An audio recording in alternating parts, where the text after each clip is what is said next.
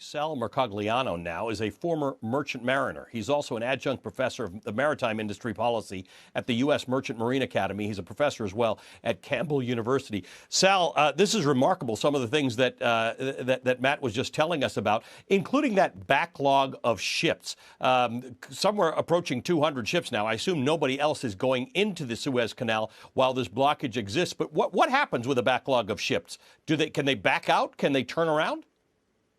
They actually had to pull 3 vessels out that were right behind the Ever Given. And so that was a clear sign that this process was going to take longer than they thought. Right now, the vessels are holding in place. There's going to be a decision whether or not to start routing around. One of the most ominous things we're seeing right now is the parent company, Evergreen, has started to route 2 of their vessels around Africa. That's telling us this may take a lot longer than they were initially expecting.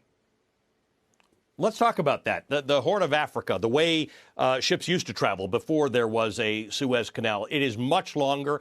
It costs much, much more in fuel. It affects arrival times. But the fact is, that's what some ships are doing right now. What does that do to the global supply chain? Well, what you see right now is the global supply chain is in a state of flux. Goods are not moving through the Suez Canal. You're not moving the 50 vessels that typically move through the canal on a typical day. And if you have to go that extended route, you're talking about adding 3,500 miles on a route from Singapore to Rotterdam, talking about 12 to 14 days. Wow. And most importantly, right now, the ports that were expecting to receive these vessels are not receiving these vessels. And you're going to have a situation very similar to what we're seeing in the U.S. right now, with ships lined up off our ports because demand was pent up. In this case, supply is being held back. Are we going to miss things? Are there going to be shelves that are going empty with stuff because of this? Well, I think right now what you're seeing is fuel prices begin to spike up in Europe. You're going to start seeing consumer goods, e-commerce goods, goods for manufacturing. There may be production plants, automobile factories, for example, will have to shut down, waiting to get parts. We don't live in a society today where we store a lot of parts.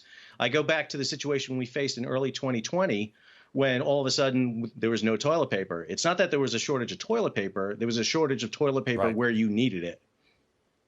Right. And when you need toilet paper, you need it with you. This canal was built in 1869. It was actually a remarkable technological leap forward. I would have guessed that there was good technology in place to unstuck a ship, but there isn't. We're looking at tugboats and little earth movers. Well, the difficulty you have, Ali, is this vessel is so large. And again, at 1,300 feet, when she lost control, she's literally rammed her bow into Asia, and she's put her stern ashore on Africa. And she's astride one of the most narrowest parts of the canal. And you have to be very careful in this position because the 2 ends of the vessel are resting on land and the middle is floating. You can't just merely begin offloading fuel and lightering the vessel, because you have to worry about the vessel cracking and perhaps the worst fear of all, a catastrophic breaking of the vessel.